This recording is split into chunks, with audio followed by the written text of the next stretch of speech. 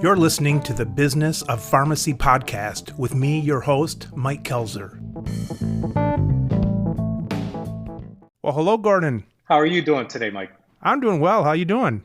I am fantastic.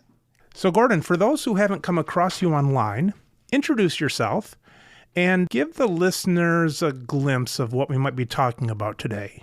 My name is Dr. Gordon Vanscoy. I am an entrepreneur who came from a blue-collar family, one of those individuals that was the first to go to college. Went to the University of Pittsburgh, always been associated with University of Pittsburgh as a faculty, actually, for the last 34 years. But throughout that career of being a faculty member, I was also started, I believe, 8 businesses. The most recent one is probably the reason why you had invited me to be part of this, was actually Panther Rare. Panther Rare, we built it. It grew at an incredible trajectory. Actually started a new segment of the industry, and we actually passed it on to a company called Centene in December of this year. But as part of that process, we did not divest another company that I started and I'm also CEO of, which is called RareMed. And that's really where I'm focusing most of my attention. My entire career for the last, since 2011, has been dedicated to helping patients with rare diseases find these extraordinary medications. Gordon, so I'm listening to you and I say, boy, that guy's smart. He sold a business, yet he still has a business doing the same thing. Where am I off there? Well, actually, there are different parts of the business. Panther Rare is it was started as a specialty pharmacy, but it became so specialized. We actually created a new sub-segment of the industry called Rare Pharmacy. And its primary responsibility was we entered into these unique relationships with these small emerging biopharma companies that have, these aren't the Pfizers, the Amgens, the Genentechs of the world. What we're seeing in the FDA pipeline is innovations coming from these small to mid-sized companies that have really delved into understanding gene mapping and understanding these very small entities that are intended for patients with rare diseases. And that's really, Panther does 2 things. It really links these manufacturers with the patients. So we are the ones responsible for providing drugs for patients all over the country.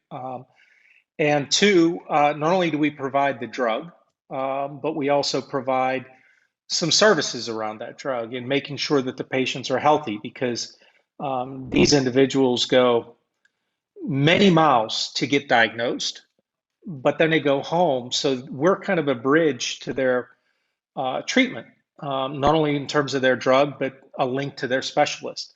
So that's Panther.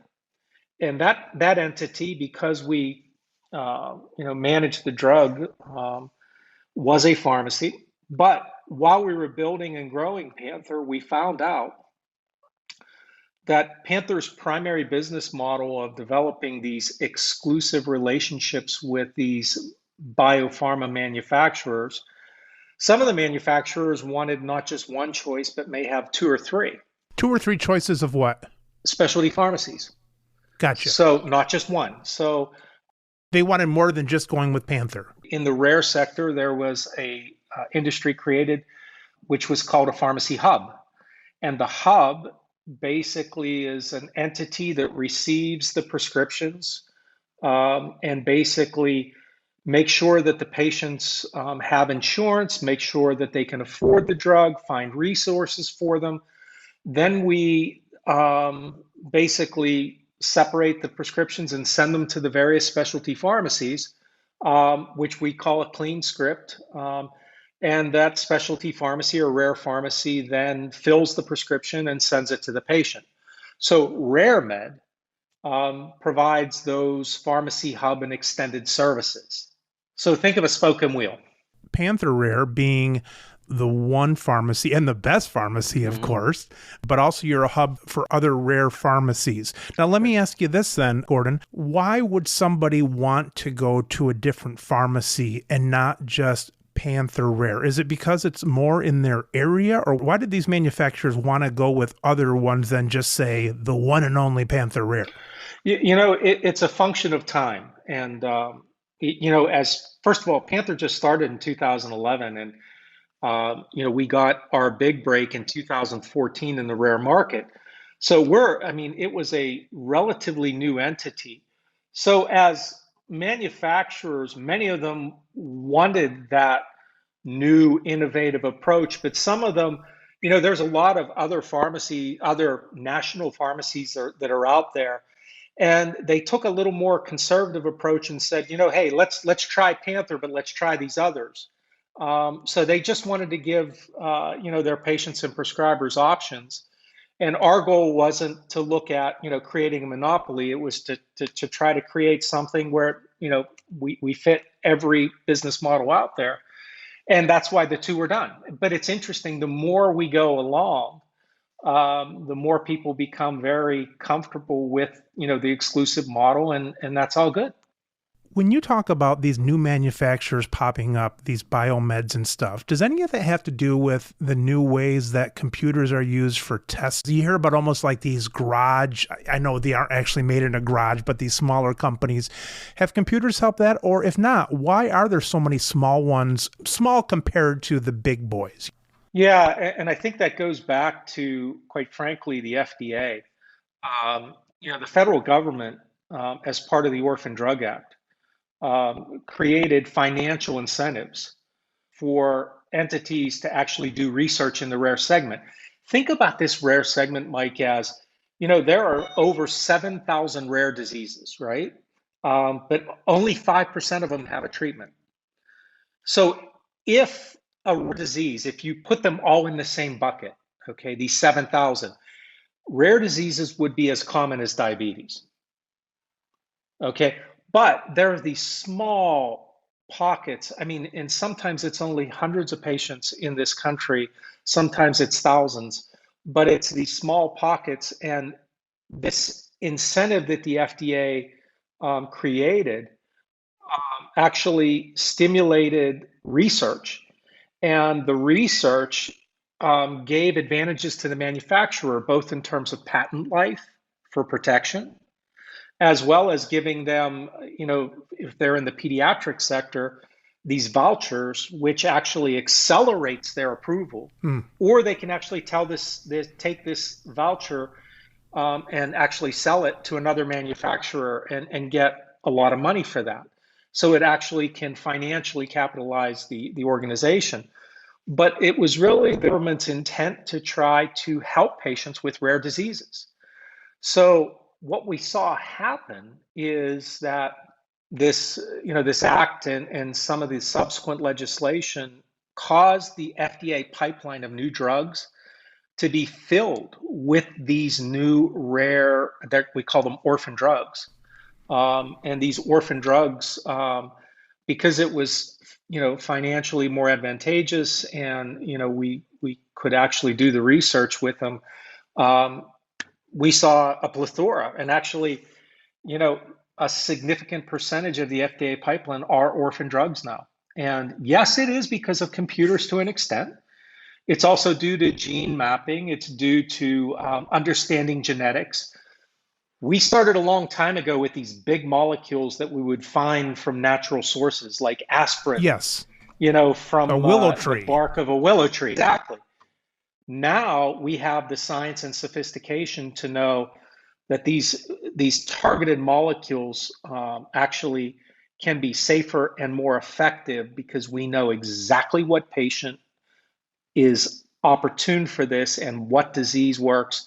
So it ends up being a safer, more effective approach to treating these patients than just trying a cholesterol drug in millions and millions of patients and determining which ones work. Why the extra speed for children's medicine? Is it the heartstrings, or is there a reason that children get quicker access? Well, it's not just they get quicker access. I think that it was an underserved population for a long period of time. And so they said, let's try to fix that. So 50% of orphan drugs now are in the pediatric realm. and 50% are now in the adult realm. So it was just trying to correct a problem, and that's why, you put money associated with it, and Yeah. suddenly the research dollars follow. How do you ask this in a way that doesn't tear your heart out? But basically, are some of these diseases for the young children that they die before the disease can even be so old? I mean, like everybody dies before 2 years old, and thus there are no older people with this. Exactly. And in fact, the first orphan drug that actually helped launch Panther was designated for a disease where these babies, if they made it through Hmm. childbirth, 80% of them would die before year one. Wow. And in fact, they're born without, on x-ray, you can't even see a skeleton Wow. because they're lacking an enzyme that calcifies the bone and makes the bone hard. Hmm. So the majority of them would just die. And it was just, you're right. A lot of these patients that were born with this in the pediatric that had the dominant gene, Yeah. never made it. Now we know, based upon understanding the disease and proper diagnosis, we can actually allow them to have a normal life. Wow. So the government started pressing this a little bit further in about what year?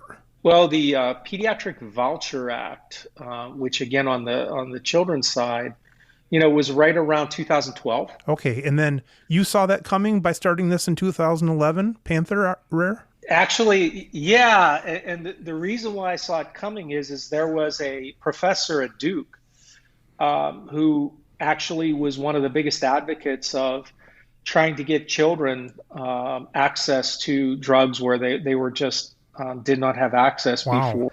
And this professor actually petitioned Congress, and he was the reason for the Pediatric Voucher Act. The Orphan Drug Act had been there for years.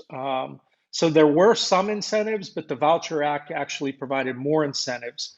And so, the rest is history. And now we have, again, still only about 5% of these incredibly terrible diseases, only 5% have a treatment. But we're making progress. And Gordon, you had your ear to that though with the professor. Did you know him personally? I didn't, believe it or not. My son was getting his MBA at Duke, and he was telling me about this incredible professor he had. And back then, when we started Panther, I realized it would be very, very difficult to try to compete with the big guys in traditional specialty pharmacy. What were you doing like in 2009, like 2 years before you even opened up Panther? I knew you were a pharmacist, but did you have a pharmacy ever or?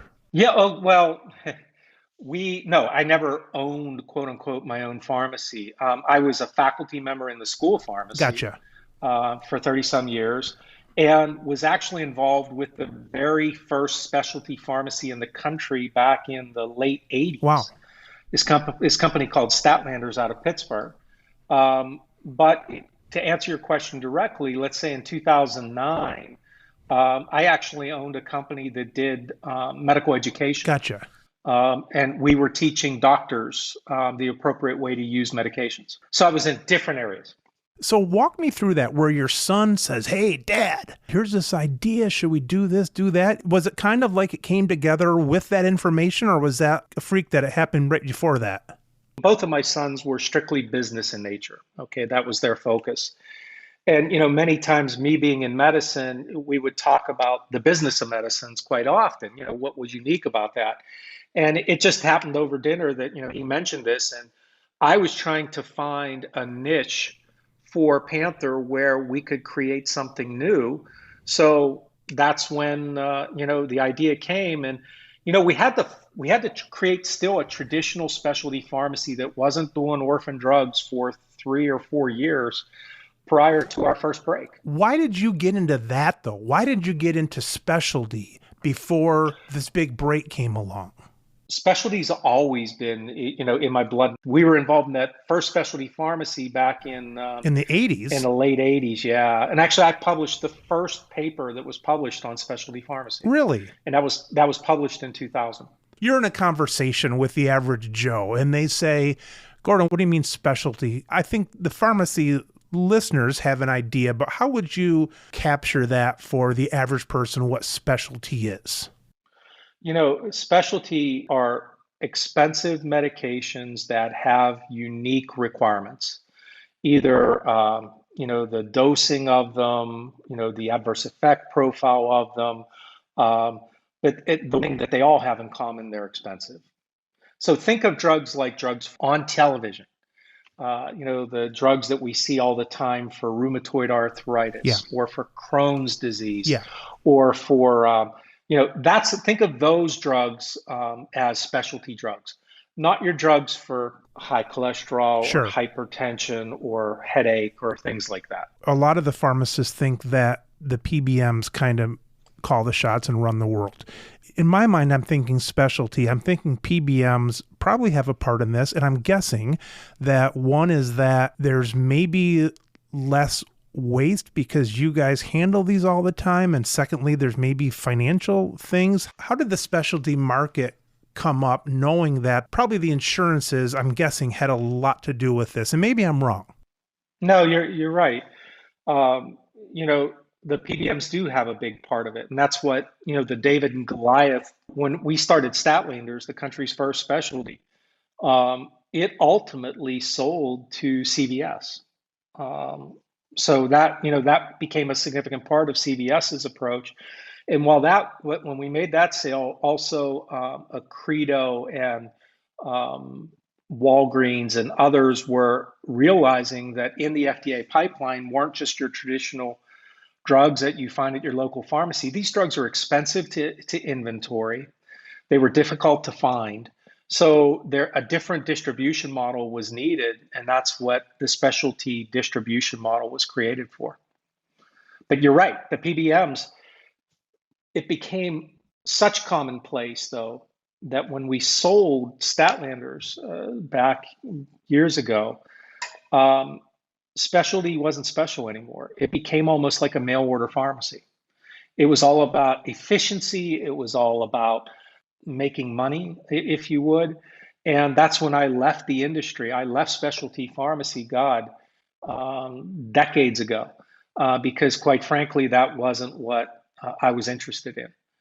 But when we got back into Rare, we brought specialty back because it was not just about the efficiency. It was about getting people appropriate insurance coverage. It was about teaching them how to use their medication. It was about linking with their physicians. It was much more complicated than just mailing a product out. It's almost like there was specialty, but then the big guys got their hands on things, and then specialty, you start cutting corners and things, and then you almost have to say like, okay, they're specialty, but now we're specialty, and then right, and then you exactly. say, well, if you were specialty, what would need specialty, and that would maybe be the rare drugs, because those are the ones that are really are special.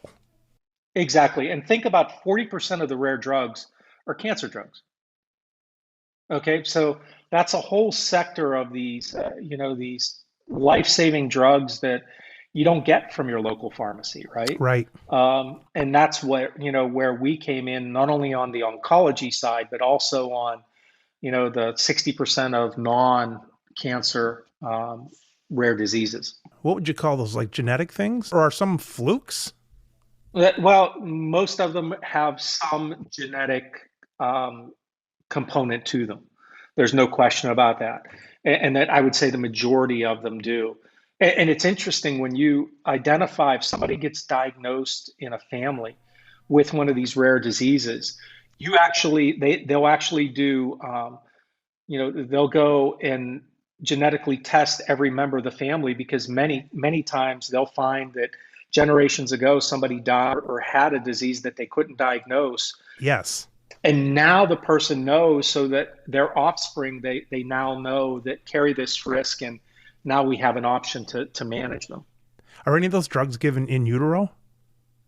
No. None yet. No. They're all after. They're all after, yeah, because we haven't got to the point in terms of sophistication to know if in utero that child is carrying the dominant or recessive, or carrying it at all.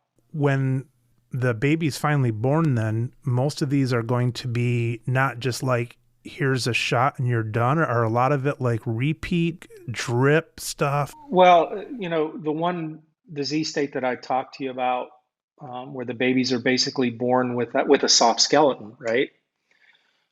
They've got to take this enzyme the rest of their life. Oh, And here's the complexity.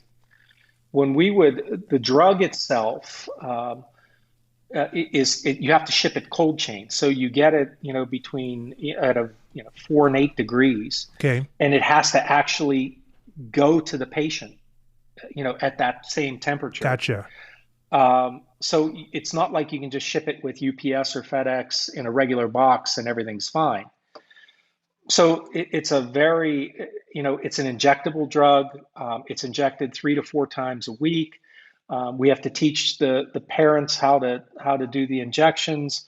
And then as the baby grows, they require more of the drug because it's weight-based.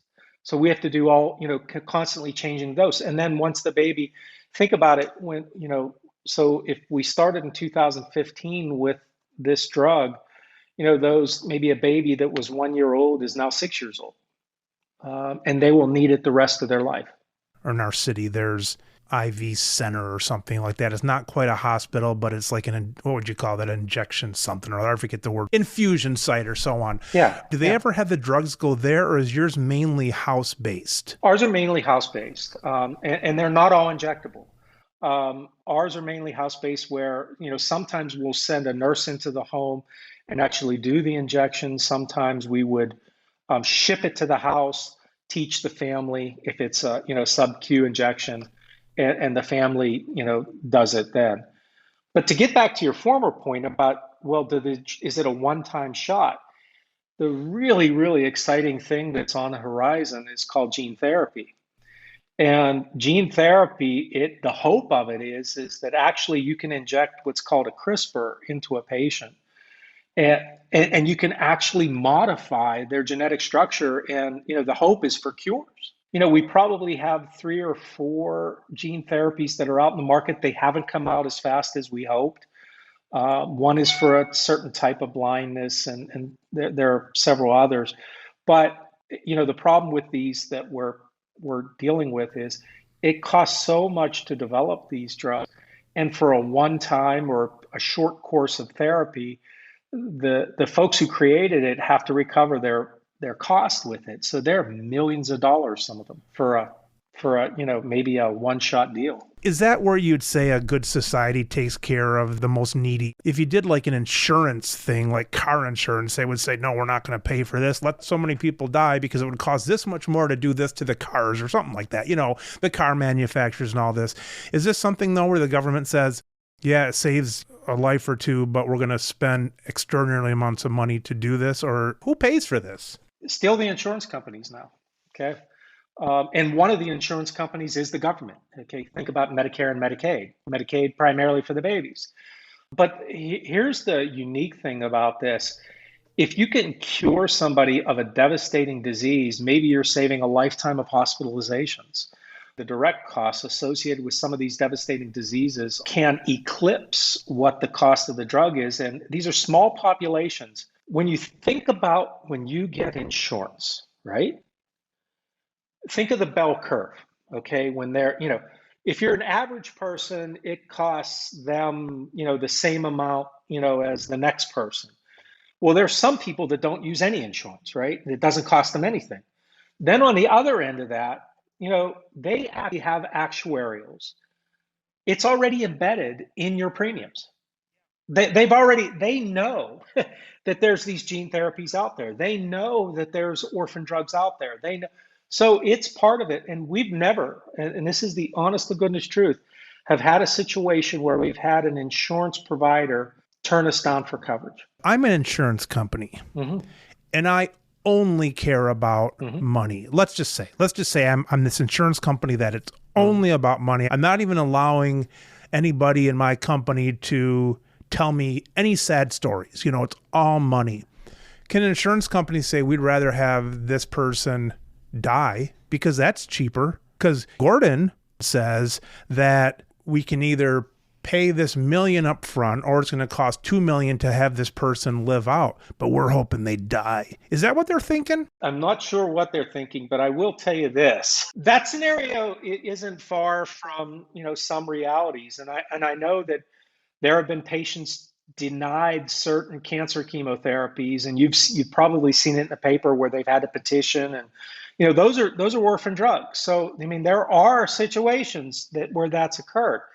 But I tell you, there's a fail stop here, that the manufacturers, if people can't afford it and they don't have insurance, the manufacturers actually will provide free drug for these people. And that's one of the things that RareMed does, is we handle their free drug program for people that just don't have the ability to handle it. There's certain criteria you have to meet.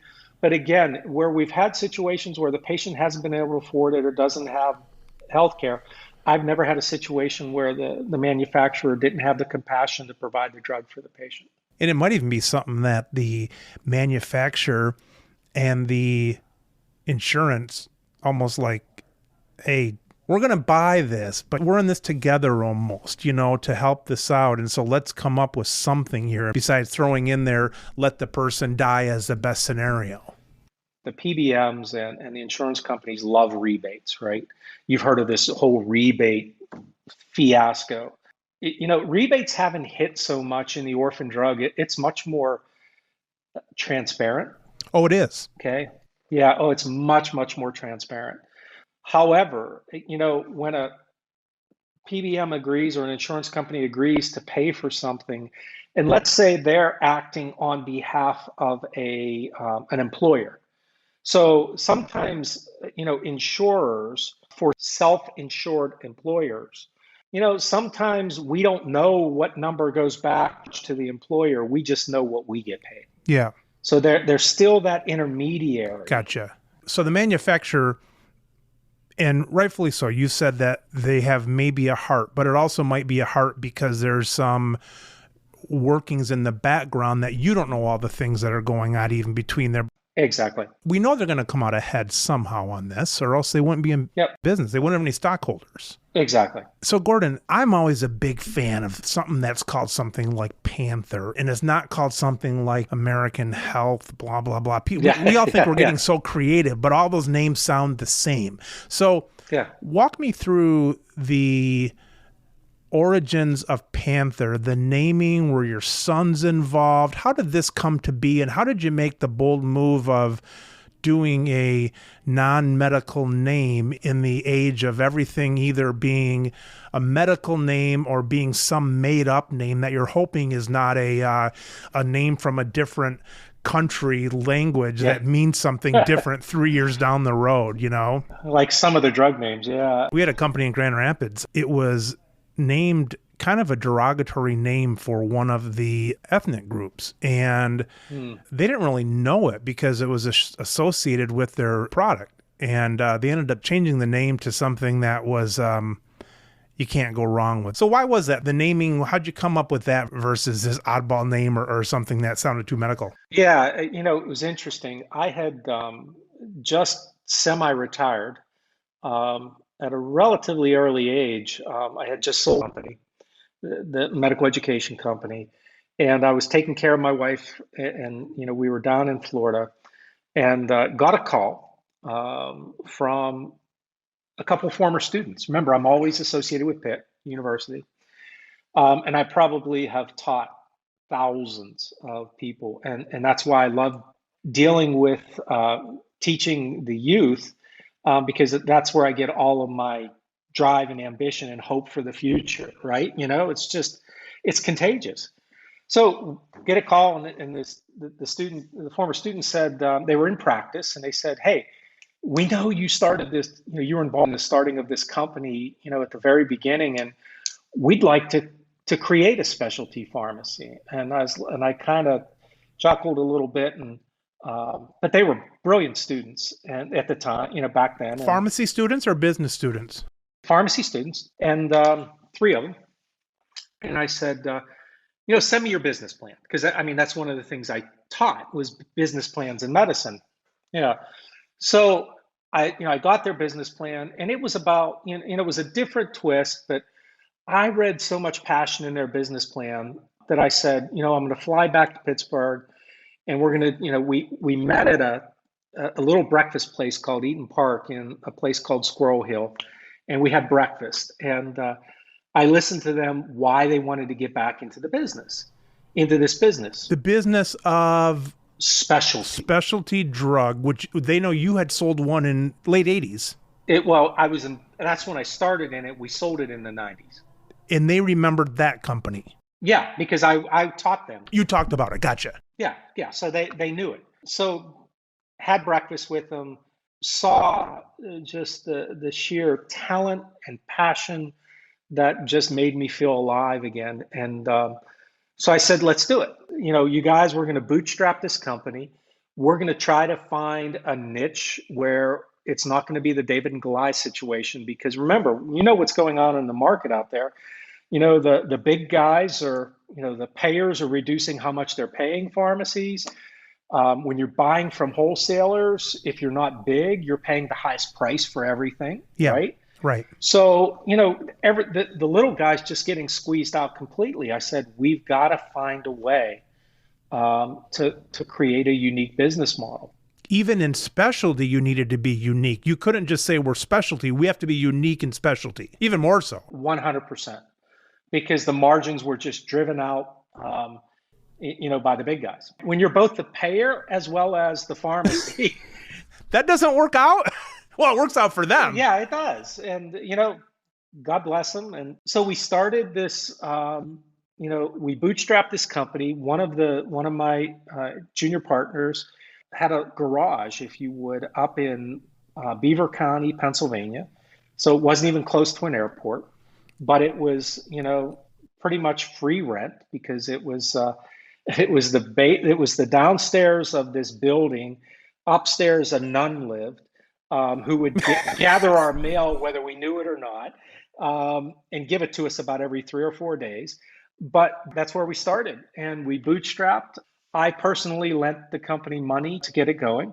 I promised them from the first day I started working with them, I would never dilute them. Whatever they're in on day one, I would ensure them the day we walked away from the company, they would have the same percentage ownership.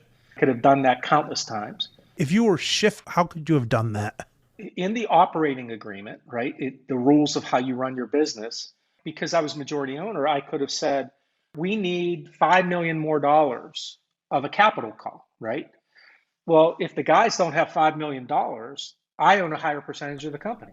It's almost like they would have like first rights of refusal or something, but then you would say, hey, if you don't have it, we got to do this. So, and that would be the unethical thing to do. But it happens all the time, right? Yeah, gotcha. Okay. These guys, treated them like my sons, and they worked their butts off. And the first employee, who's currently the president of Panther now, learned every position in the company. He was the only employee for months.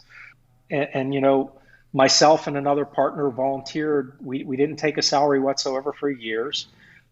And we grew our business regionally on the specialty side with very small margins, right?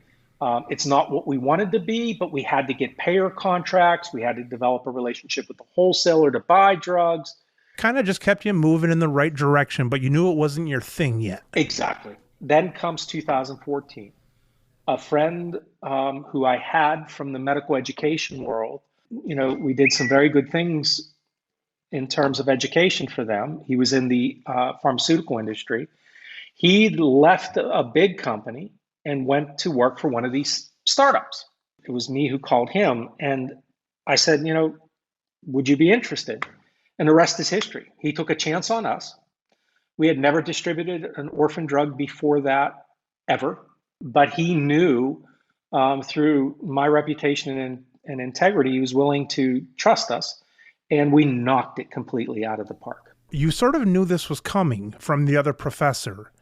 Had your eyes in it a little bit. And then this person from the West Coast, he was coming up with the drug. You called him, you said. Yeah, I called him when he left Big Pharma and went to work for a rare pharma. And then you're like, okay, I know he went to work for Rare. I also know that this pediatric went into effect. So this is kind of all coming together. It's coming together. Things don't happen by chance. I mean, you had to have Panther RX going for a few years without much profit for this, quote, chance to come along, right? Yeah, we were in the red for several years. And then the chance came. And what we saw, if you look in the FDA pipeline at phase 1, phase 2, and phase 3 clinical trials, there were an emerging number of new orphan drugs coming in phase 1 and phase 2. All we needed was the opportunity. So you kind of had your eye out. Absolutely. This was an opportunity. See, I had relationships in this industry, not only from Statlanders from before, but from many of the other companies I had.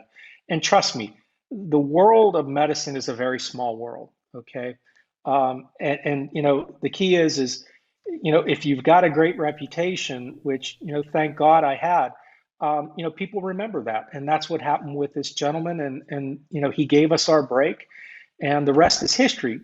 But Panther came, to answer your question, the 3 students, they were all Pitt Panthers.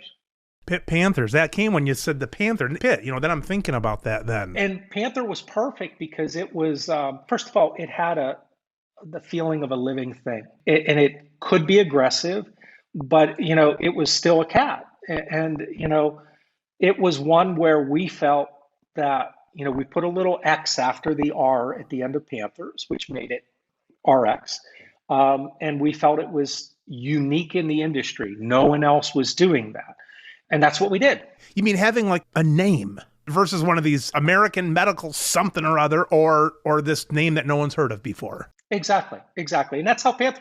So Panther was born out of the commonality between the 4 partners, which all went back to the university, and the fact that we were all Pitt Panthers. So you started this, and then you were in the red. Did you think that break was going to come from more specialty like orphan, or did you not know what that break was going to be? What else would it have been if it wasn't orphan? Well, we actually tried a couple different avenues, right? Really? So yeah, if you think about it, who manages all of specialty pharmacy? It's these big players. But there's another loosely knit group of people who could be a big player that never was. And that's this network of community pharmacies. So our thought was, one of the thoughts that we tried was, could we create this spoke and hub model? Yeah. Where Panther would be the back end to all these community pharmacies, where we could make every community pharmacy a specialty pharmacy. But we tried it, and let's just say it didn't work because we just couldn't have the magnitude of purchasing, and the margins weren't there to have 2 people in the business taking a cut from it. And trust me, it wasn't until Panther, because think of this, the unique thing about Panther and RareMed is we don't go through wholesalers anymore. It's direct from the manufacturer. Is it because these companies are too small to go with the wholesaler, or they just don't need the wholesaler anymore? Don't need a wholesaler anymore if you only have 1 or 2 or 3 pharmacies distributing the product. You just don't need it. Why send it to a big distributor to distribute it to everybody, but they're only going to turn around and send it to 1 or 2, exactly. 2 or 3 pharmacies? Exactly. So, when I was thinking about the rare market, I said, not only did we need to change putting special back in specialty, we need a new business model. And the new business model was working directly with the manufacturer, okay? Where we're not dealing with a wholesaler. Because remember, if you're a small purchaser through a wholesaler, you're paying the highest prices, right? Now, if you're dealing with the manufacturer, it's a different story, right? The second thing is, when you're dealing with payers, if you have a life-saving medication and you're the only place you can get it, it's not in their best interest to turn patients down. And so we changed the business model. What other model? You talked about the independent pharmacy one not working out. Were there any other ideas that you were saying, all right, we gotta come up with a few of these now? Yeah, and one of them, it's called 340B. I know enough about that, but not enough to tackle it in the show yet. For the listeners, 340B is where they Manufacturers are required to give special pricing, heavily discounted pricing, to institutions that have what's called a disparate population, which means that they're financially disadvantaged, right? Manufacturers are required to almost, sometimes up 60, 70% discounts on drugs to, let's say, this hospital to serve the underserved. It's a financially right thing to do, and this is by legislation. Sure. So here, our thought back then was, as well, okay, let's get into this business. But then all of a sudden, we actually did get into the business, and actually we're doing financially well. But I'm telling you, Mike, it just didn't feel right.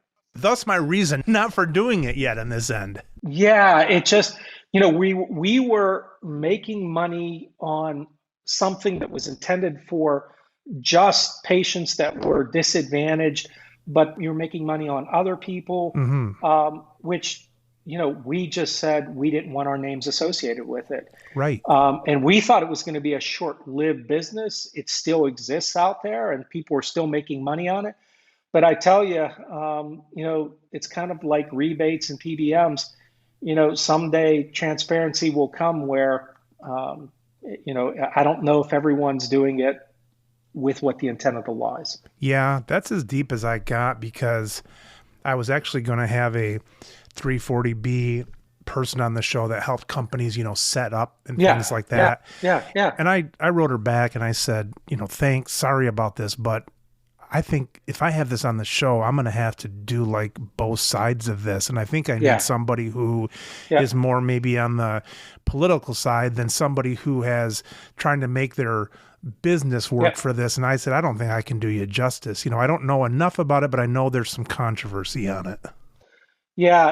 And that controversy caused us not only to do away with that business. We could have actually sold the business, but we didn't even feel that we should profit from selling the business. We actually gave the business away. Let's get this out under our name and give it to someone else. Exactly. Yeah.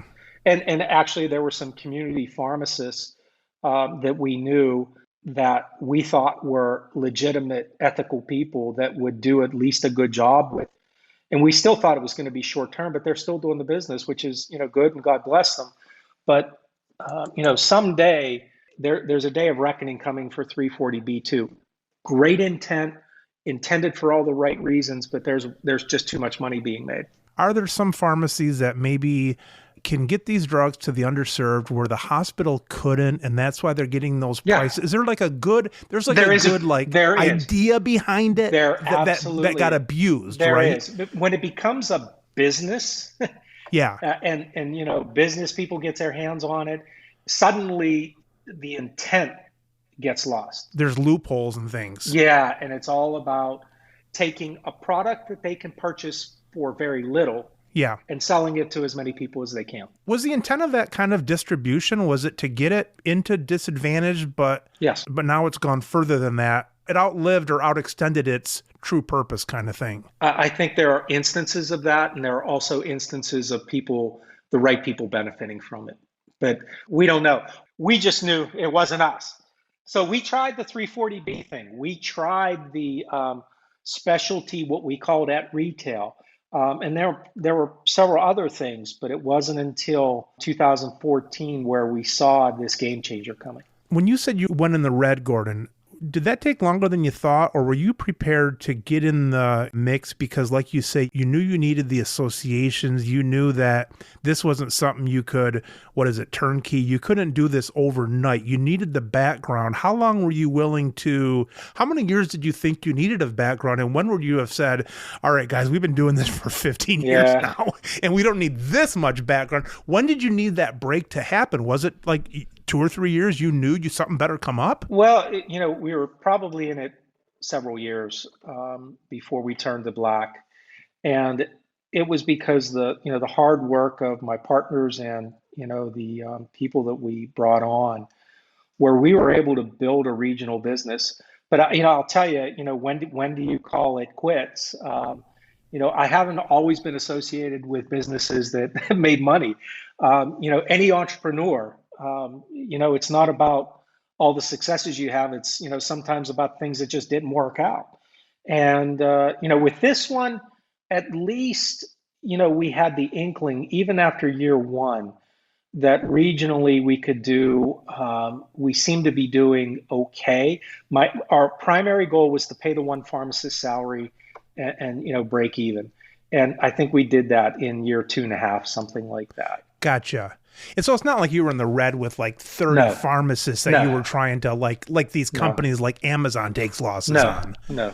You were losing, but you knew you needed to do that a little bit to get your Yeah, base on this. exactly. If you and your acquaintance got together from the West Coast and said, "Let's do this," if you started at that point, you would have had to wait another year or Yeah. two for you to get your pharmacy in gear. Oh So my you God. needed to be there. Well, it's not only the pharmacy and gear. Keep in mind, to do anything on a national basis, you've got to get licensed in all 50 states, as well as DC and Puerto Rico. Right. First of all, it's not inexpensive. And secondly, it's a regulatory nightmare, but it's a barrier to entry. So during this 3-year period, we were in the process of getting licensed everywhere. Right. And that's a requirement for any national business you do. So that's what we did. In many states, there is reciprocation. In some states, you have to sit for the state board. Even if you're in Pennsylvania and let's say Texas, you have to go down and take that state board to get licensed in Texas to distribute to Texas. So we did that. We did that. So it wasn't necessarily an easy process, but it was one we felt if we were going to do anything of magnitude, this was some of the blocking and tackling that need to happen. Someone had to take a test down in Texas? Oh yeah, Really? yeah, One of the pharmacists. yeah, yeah. And most of them, keep in mind, once you're a pharmacist, you're the basic um, science part of that. That's called your NABPLEX. That's the biggest part of the test. Gotcha. Yeah. The part of the test in most of these places you have to take, even though there's a couple exceptions, is the law part. Oh, I gotcha. So we had to go down and get law licenses. Gotcha. Hey, note to self, Gordon, if you're taking notes there, remember not to hire me for any of that for any of your companies taking the test. This isn't a job interview for me, but just make sure you don't hire me for that. I can tell you that's going to be a loser on your charts. Yeah. So when you got this going, you knew you might be in the red for a year or two while you got these licenses going. Yes. Well, in fact, even if you had a national idea, it wasn't going to come to fruition until you got all the license and all that stuff anyways. Exactly. To get into insurance, you can enter into these agreements where you can get access to payers. Not necessarily at good rates, but you can get access to payers. However, to get Medicaid licenses, okay, Oh, you have to have a patient in that state and actually have a prescription in hand in order to get your Medicaid license. And it wasn't until we had this opportunity in 2014 going into 2015 where we were distributing to all 50 states, where not only did we have 50 licensures, but we had payer relationships everywhere. Because think about it, why would a pharmaceutical, a biopharma manufacturer ever trust you if you weren't able to handle everything right. everywhere? And that's what we had to have. You can't do one. It's like, why? Now they got to basically start over, Exactly. So we had to have that. That's interesting. You said they have to have a script in hand. Is that like Medicaid's not going to deal with you until we know someone needs it? We're not just going to set these up for the hell of it. Exactly. And that's what they try to prevent. Now we'll get a letter in the mail that says, your Medicaid status will be considered once you have a prescription. So we knew it was just a function of formality. Yeah. And once you get that prescription, send it to the state, it all goes through and everything's good. So now you're a licensed provider in that state. So, there's all these barriers. And then you've got, the big guys, breathing down your neck. They're like, at first, Panther is a nobody. Yeah. Then it was, who is Panther? Right. Then it was, what is this thing, Panther? And then all of a sudden they were like, Panther. It just changes over time where your credibility became established not only in the business model you had with manufacturers, but quite frankly, the fact that we were kicking butt in patient satisfaction. Patients loved us, and that's because we didn't have all the phone trees everyone else had, where you called and press 6 for this and 5 for that. We had a live person. 90% of the time, you dealt with the same specialist that knew your disease every time. So there was an independent entity that did patient satisfaction, and you had to pay to be part of this. We won 3 years in a row the National Patient Satisfaction Award, and they're called NPS scores. We had Our scores were in the 90 some percent of patients loving us. You know better than I do, but when we were at the first level of specialty, there was probably some of these things, if you go back 20 years, or 30 years, all the big people come in, they start making cuts, and we're going to have a phone operator versus a specialist and all this stuff. And then it's like, yeah, absolutely. We might have been doing this, 20 years ago, but we're just repeating this, but now we got to call it specialty. Exactly. When this thing started then taking off, was there ever like a holy blank moment where you're like, wow, I mean, did this exceed your expectations? Yeah, it did, by far. And I call it, blessings galore. I was at a point in my career where Panther wasn't about money. Panther was about creating a new model where where pharmacists could use what they know to benefit patients and nurses, because we had pharmacists, nurses, doctors, et cetera. But we want to do something where we can make a difference. And rare disease is to have a company where you can make a difference, where you give a life-saving drug to a family that actually allows their child to live, or allows their wife to live, or changes it is beyond any words of value. And that's what made Panther special. That's what gave Panther a heart, because everyone who came to work for us didn't come for a job. They came because they knew they could make a difference. And it was the coolest thing in the world. My junior partners, they had never been involved in a business on the national scale. So they didn't even know these roadblocks existed. So they just either crushed right through them or ran right around them. My wife's a teacher. I love teachers, but oh my gosh, talk about a group of people that love to sit in the teacher's lounge and bitch about stuff. You guys didn't have that because no one knew what to bitch about. No. And that's what the beauty was, is, we hired young, ambitious talent. What I didn't do for the first 7 years of the company was hire old executives that only knew how to do it the way they did it. Yeah, right. Okay. Yeah. If you look at our values, one of the ones that we embraced the most was, disruption. And these, I give all the credit for Panther by the team that surrounded me. I had such an incredible leadership team, and it was about taking, not putting the pieces of the puzzle together the normal way, but sometimes, I would bring in talent that no one even saw the value in that talent, and my God, they just paid off 100-fold. Doesn't always work, but it was just incredible. One of my executives, probably the most recent hire that I had there, this individual was associated with the university. Prior to that, had a career he was a senior member in the police force, and prior to that had some other unique thing. He was one of the best leaders that I ever came across, but he never had an exposure to pharmacy, medicine, specialty pharmacy, but I knew he was so bright. He came on and just caught fire, and he today is one of the reasons why Panther went from, in the last 2 years, we were probably, doing, in the $800-900 million range. And, in the end, we were doing several $billion. And it was an incredible, it was because of talent like that, and hiring to culture, not hiring a resume. When you get your first national contract exclusive, it's a blessing and luck. Mm-hmm. When you get your second one, yeah, it's like, wow, this is feasible. And quite frankly, is when we got our third contract, when I said, you know what, we've got a legitimate business here. Yeah. And we grew that to dozens of contracts. That's when it occurred, and we were pontificating back in 2017. And the guys looked at me like I had four heads. I said, you know what, guys, by 2020, we're going to be $1 billion company. And they were like, you are out of your mind. You are out of your mind. But if you think about it, these products are so expensive. No one's doing what we're doing. Yeah. All we got to do is execute.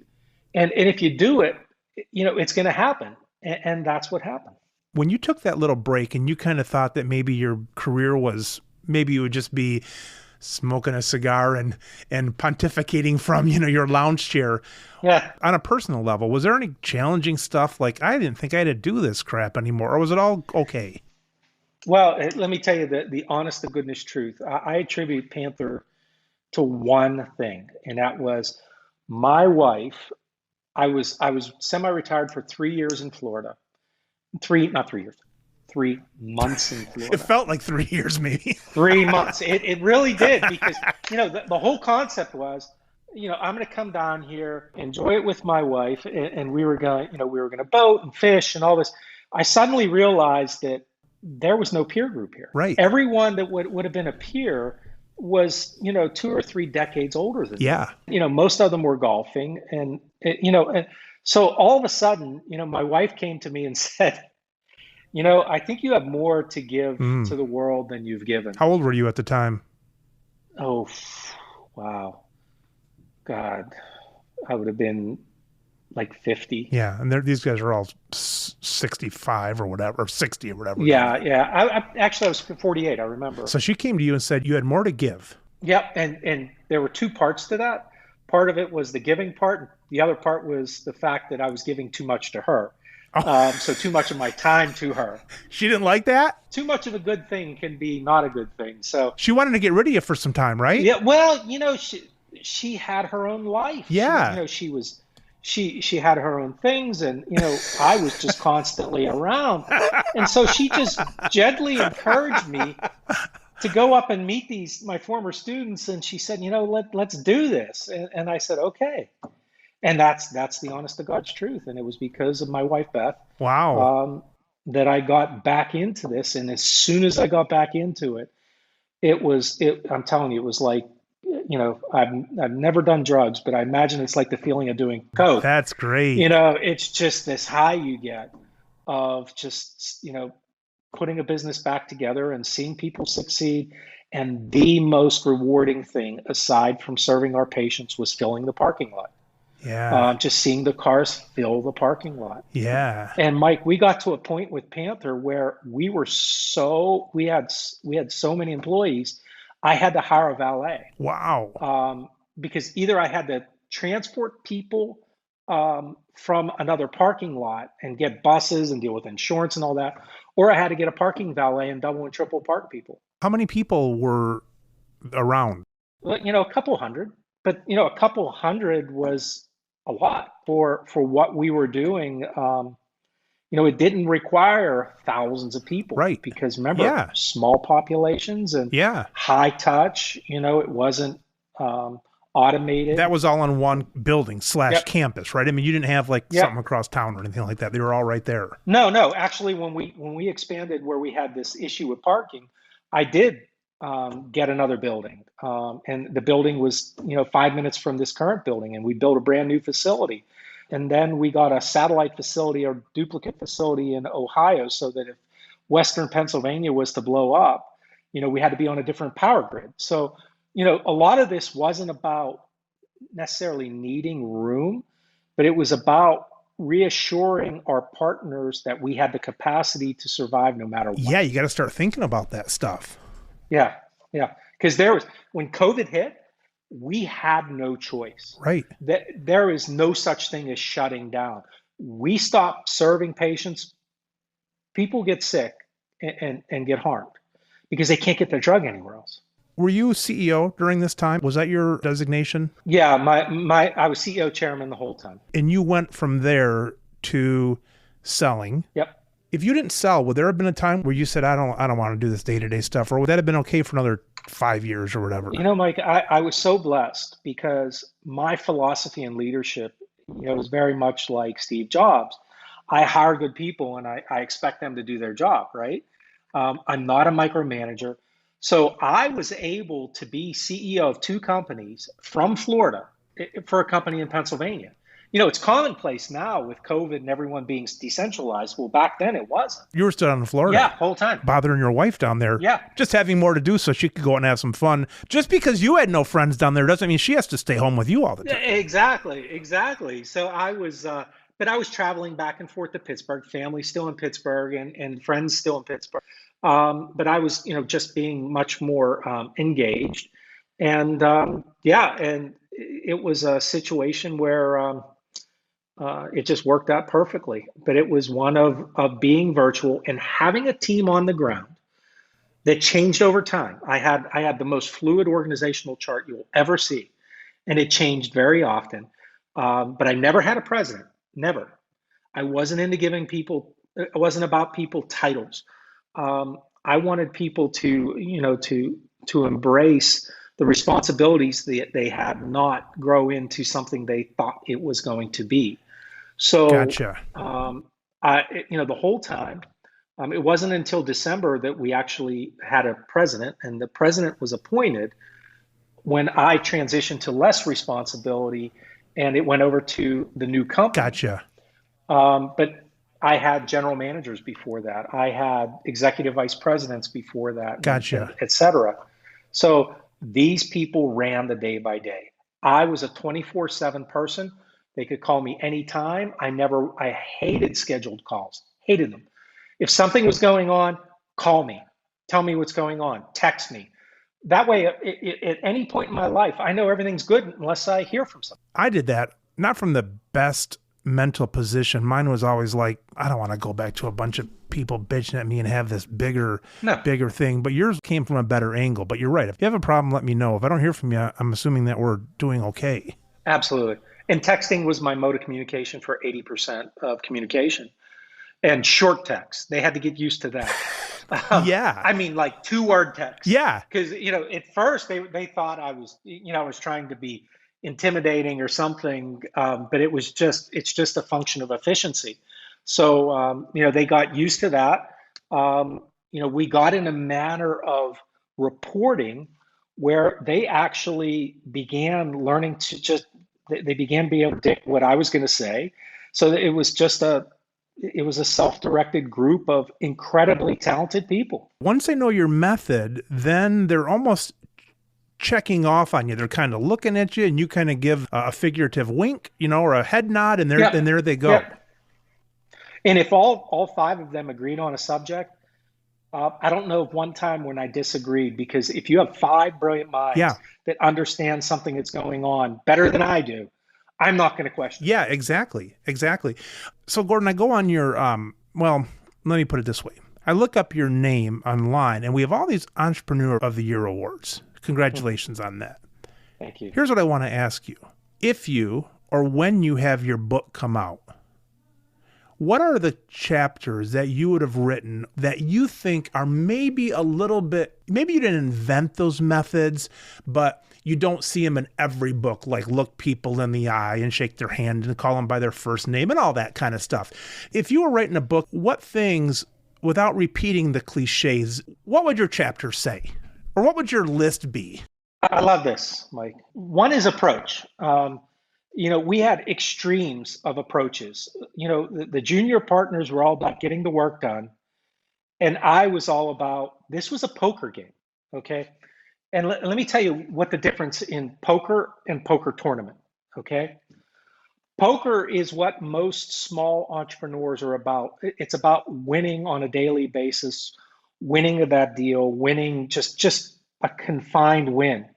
A poker tournament, you're playing with chips that you're willing to reinvest based upon what your opportunity is to win the next hand, right?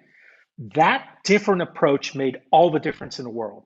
I had a very high risk tolerance. And since I was senior partner, we made the decisions of constantly reinvesting in the company because, I wanted the partners to do well, but it was all about building this company for something really big. And it was the difference about playing a poker hand versus being in a tournament. And the tournament is having the vision of seeing that you can build something really big. Because a tournament, you can lose a game and still be back in the tournament, right? Is that what that is? Exactly, exactly. Or you could lose, a hand, you may be down a few chips, but the next hand it's about The game versus a whole night of poker or the tournament.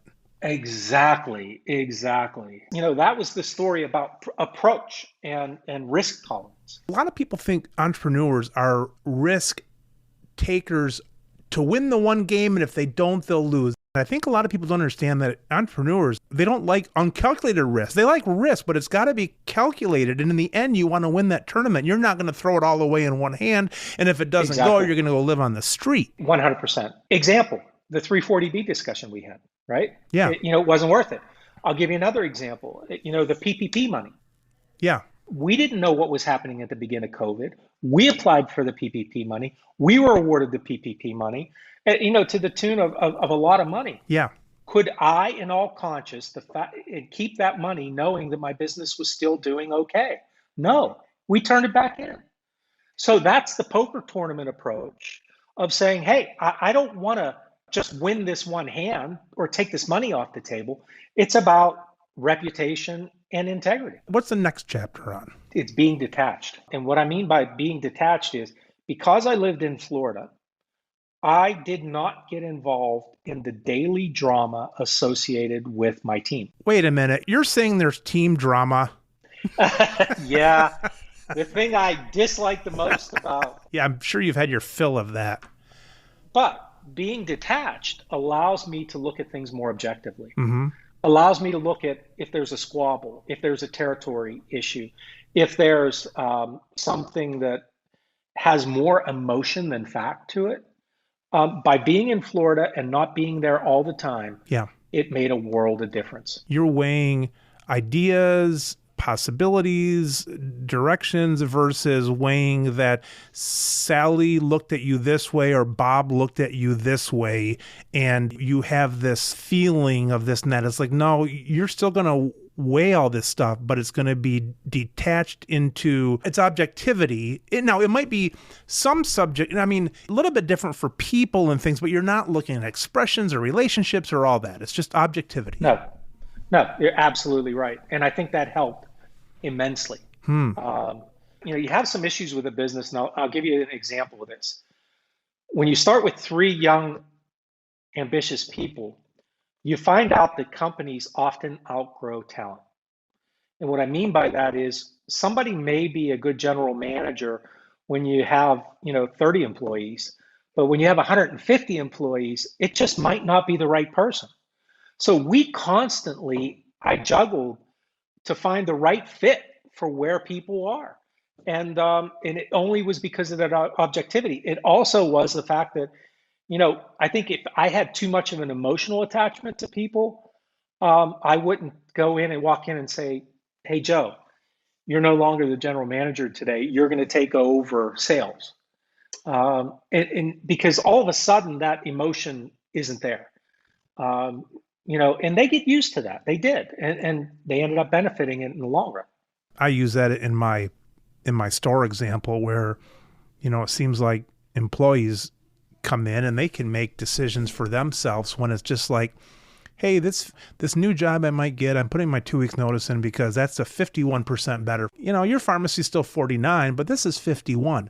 Unfortunately, managers and owners, we wait till something's like 95 crappy and 5% good, and we finally say, all right, we got to do something finally. But yep. in your mind, yours could be 49 good, 51 bad, or it could be 70 good, 30 bad, but you just have a hunch that something's going to work better. And by being undetached, you can call those hunches out where you might not if you just went to the baseball game the night before or something like that. Yep. And Mike, the other 2 chapters, one would be, I did this before. I was there at the beginning of when specialty launched. This was again specialty launching again. Right. Okay, so this wasn't anything new, Yeah. but what we had to do is to define this new industry. So we actually wrote the accreditation standards, got the accreditation bodies to recognize rare pharmacy, published the articles to actually create something new.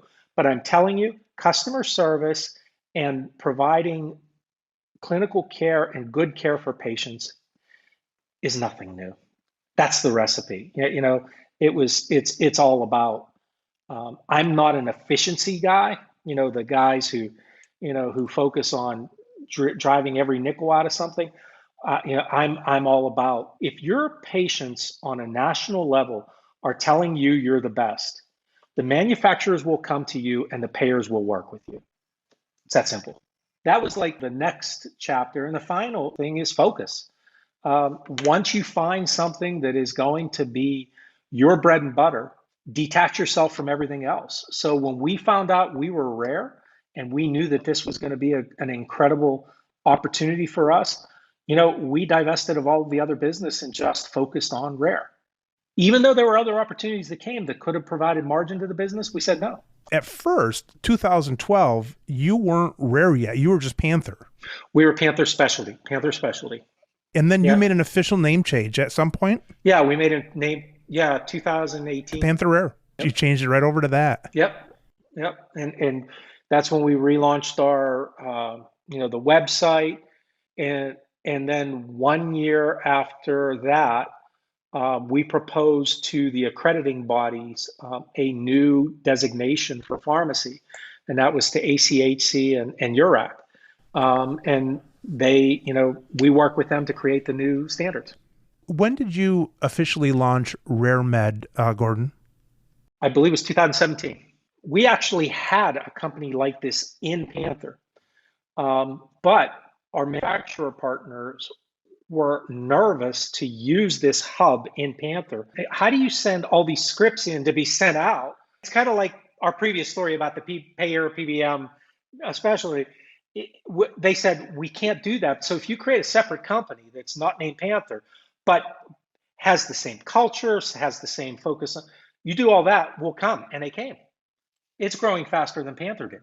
How separate is it physically? Is it a separate building, separate business, separate area, all this stuff, right? 100% separate.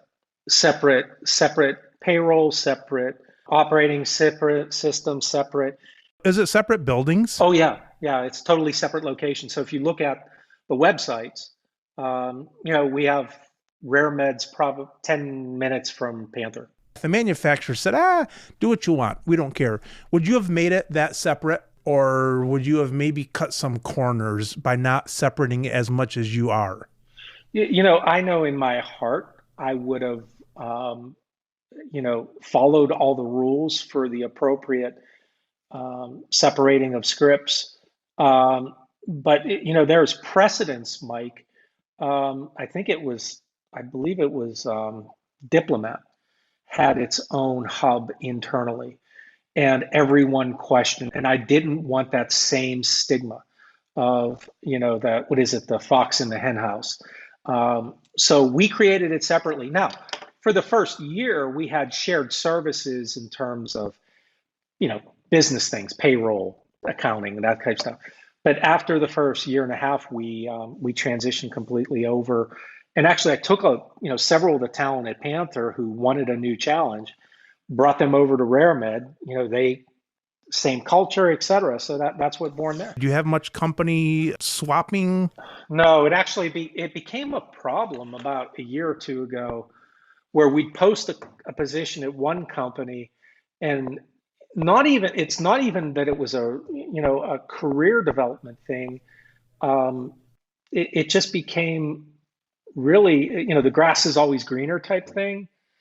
So it became very disruptive. So what we had is we required people to notify, Panther that they were interviewing at RareMed, or RareMed they were interviewing at Panther.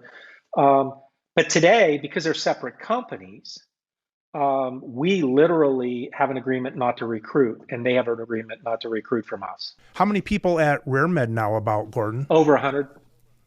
Wow. And that's growing faster. No, it's growing faster. If you compare, even in 2014, when we had our first orphan opportunity at the very end, it didn't launch until 15. So if you look at those 3 years, the growth of the first 3 years of RareMed's even faster. Forgive my forgetfulness here, but when we were talking RareMed, my distinction in my head was thinking that it was using RareMed to get more distribution sites for the manufacturers. Right. But I forget where the commercial versus non-commercial part came in. Well, think about this. You're a manufacturer and you have decided you want 3 specialty pharmacies in your network, right? Yeah. So now you have to select a hub who basically makes sure that the scripts are payable and make sure that the prior auths are done and it's separated to the pharmacies. But now, where does the free drug come from? Because there is a free drug program with every drug almost. So you give favoritism to one of the pharmacies. So we decided to make it Switzerland, and that's what RareMed does. So we do nothing, we do the free drug program for them. We have all licenses, but we don't deal with payers, no payers. How many other specialty pharmacies are you associated with RareMed? Oh, probably, 10 or 12. And you do the free stuff. Right. And keep in mind, the manufacturer selects what specialty pharmacies are going to be in that network. They go through that same RFP process. But it's once they're selected and we're the hub, then we're the ones who, we work and set up rules of how the prescriptions get to these other pharmacies. Is it physician preference, patient preference, payer preference? And then once there's no preference, is it we round robin them? All right. So Gordon, have you learned your lesson? Is this in your blood now? Maybe for another, how old are you now? I am 59. Okay. Is this in your blood for another 20 years at this pace? Do you like this pace or will this slow down? No, I love this pace. And as a matter of fact, we're starting a new business. Wonderful. On top of RareMed. It's kind of like that thrill of always having something else. And now we're looking abroad, of trying to take some of the things we've learned here and doing things in other countries. It's just exciting. I love the thrill of seeing young people succeed. There's nothing more. And Mike, one of the biggest thrills I have now, both of my sons I work with now, and neither of them are in medicine. They're both business people. They both work for RareMed. Wow, that's awesome. I recruited one from Wall Street. He worked there for 6 years. And I recruited one who was running he was the controller for the Miami hub for American Airlines. One is running, business, the finance end, and the other one who came from Wall Street is running business development. And you still give them like 2-word answers from Florida? Well, they have a boss, so which isn't not me. You. That's the key. Right. and never undermine their boss, who is the president, who's the general manager of it. That is a huge key. That's a big thing. It really is, because I know what a talent they are and but having sons report directly to have this family thing, it can cloud your judgment, and it's not a good thing. Oh, for sure. Yeah, that's a huge part of your belief there. Yep. I think you'll be doing this for as long as you foresee, probably. Yep, I absolutely will. Brings you life. I tasted what it was like to be, to have time on my hands. And let me tell you what happens when you have time on your hands, Mike. Yeah. Even in 3 months, the phone calls slow down, the emails stop, the text stop. And suddenly you start wondering, you start looking for your identity again and for that thrill, and it's no longer there. It's a part of my life that I'll never give up. My wife and I, we talk, and I've had the pharmacy basically on my mind I'm 54. Mm-hmm. I mean, since I was 14, I haven't had the responsibility I have now, but basically for 30 years, I don't know what life is like without that on my mind. Yeah. And so when I get away from this, I've never experienced even 24 hours in the last 30 years with this not on my mind, for better or for worse. And so I'm not making any plans. When I sell someday, I would like to get away maybe for, I'm serious, like 3 days or 3 weeks Yeah. or 3 months like yourself. Yeah. And my guess is after not having this on my mind for 3 days, I might be ready to jump into something as soon as that. I've just never had this off my mind. I've seen enough people do what you do to say, give me 3 days before I make any, 3 months. I know I'll need something, or what I think. I don't know. What do I know? I don't know. I'm telling you, it was one of the most refreshing. It's like rebooting your computer. You always have this idea of what retirement's going to be, and then you're suddenly there, and it's not like what you thought it was. And I mean, it's nice to be in a nice place and do nice things, but I even go on vacation, I get bored. It's true. I recommend the break, but I'll tell you, once you do it, um, you realize that the thrill is what you live for. Thank God there's ways to do that now, right? I mean, 30 years ago, you couldn't do this. I mean, you'd have to move back up to there and do this and then take vacations again and stuff. So we're very fortunate that we're living in a time where you can find something that's valuable, yet still do a lot of different stuff. You want to hear something that's funny, Mike? We actually, you know how people kind of accumulate their PTO, and it's almost. We actually, for our senior managers and above, we adopted what several other companies did. We gave unlimited PTO, unlimited. Do you know our use of PTO went down 22%? And people were never happier because they never had to, think I have to use it or burn it or it just giving people the independence to do their job was the right thing to do, and giving them the freedom of mind to say, if you need to take time off, you have it. In a company like yours, it'd be kind of neat to say you have to go, but you have to turn off the switch. And unfortunately, we probably can't do that for people. If you could give the gift of switch turning off to your guys, you would, because everybody's still kind of on, even when they're gone, and for better or for worse for a company. But it'd be nice if we could turn all I don't mean the phone switch. I mean just the switch of your brain, No question about it. But not for long. Not for long, yeah. or else you go crazy, right? You do. Keeps you alive, Well, it's the right challenges, and when you put together a team, and what they quickly realized, Mike, is to not come to me with things that they don't want me to intervene. I explain it to them. When you bring me something, I'm a solver, I'm a fixer, and I try to fix things. Be careful what you ask for, because I will fix things. There will be bodies, there will be repercussions, but I use the analogy. I said sometimes it's like using a sledgehammer for a thumbtack. So it takes time for them to understand what size of a problem to bring to you, and they learn that it's just my natural disposition to try to help. And I cut across company lines. I don't follow protocol. And sometimes fixing the problem causes more issues than not fixing the problem. So they learn real quickly, and it was a really it's a fun thing to teach people what problems to bring to you. They quickly learn that process. With my kids, we have a little cottage 30 minutes from town, and we go up there. And I told them a long time ago, I said, guys, when I'm out here watching you, because sometimes we'd had some little kids out there too, we have to watch them. I said, when I'm out here watching you, if one of you screams that somebody's doing something to you, you're all coming out. You're all coming out for about 10 minutes so you can sit and decide how this should have kept going and so on. I'm not pulling one of you out of the water because you're tattling on them. So before you decide to scream, decide if it's worth all of you coming out, because it's going to happen again and again. And so that reminds me of that. It's like, if they're going to scream for Gordon, they better know they're all coming out of the water for a while until things get settled out. And they learn to solve their own problems. They do. It's amazing. It's amazing. Hey, Gordon, great talking to you. Great talking to you, Mike. Thank you so much. Wow, thanks for your time. That was a fascinating time for me, and so I really appreciate it, and continued best wishes. Thank you, man. Anything I can do for you, let me know. I appreciate it. Thanks a lot, Gordon. Appreciate it. Bye-bye. Take care. Bye-bye.